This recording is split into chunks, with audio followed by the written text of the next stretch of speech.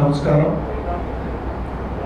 గత 14 నెలల కాంగ్రెస్ పరిపాలన అన్ని వర్గాల ప్రజలు, ముఖ్యంగా గ్రాడ్యుయేట్స్ కానీ టీచర్లు కానీ అన్ని వర్గాల ప్రజలు ఈ కాంగ్రెస్ పరిపాలనతో విసిగెత్తిపోతాం. తిరోగమనం ఏదైతే బీఆర్ఎస్ పార్టీ 3 సంవత్సరాలు రిటైర్మెంట్ ఏజ్ పెంచితే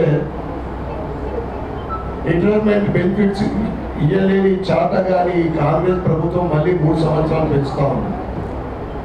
ఒకవైపు గ్రాడ్యుయేట్స్ చదివి ఉద్యోగాలు లేక తల్లిదండ్రులకు భారమై అనేక మంది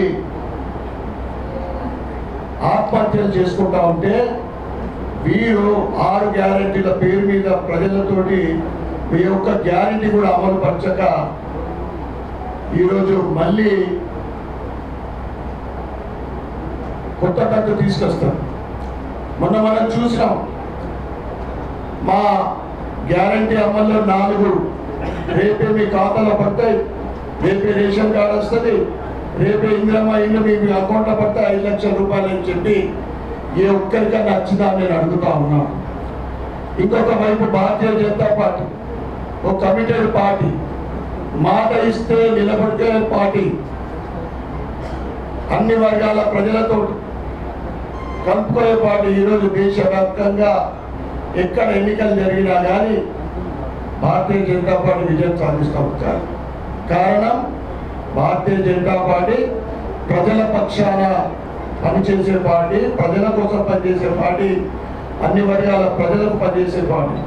కనుక మేధావులకు, టీచర్లకు విజ్ఞప్తి చేస్తూ ఉన్నాం, మీ సమస్యలు తీరాలన్నా భవిష్యత్తులో మీ ఫ్యామిలీ కానీ ఇతర ఏదైనా కానీ ఈరోజు సంక్షేమ పథకాలు కానీ ఎడ్యుకేషన్ రంగంలో కూడా అభివృద్ధి చెందాలన్నా కానీ భారతీయ జనతా పార్టీ దానికి రాబోయే రోజులలో తప్పకుండా అధికారంలోకి వస్తుంది.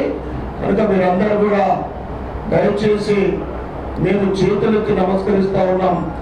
ఇక్కడ ఎడ్యుకేటెడ్ క్యాండిడేట్ అంజిరెడ్డి గారికి మరియు టీచర్స్ ఎమ్మెల్సీ క్యాండిడేట్ కుమరయ్య గారికి గెలిపించవలసిందిగా మేము ప్రార్థిస్తా ఉన్నాం.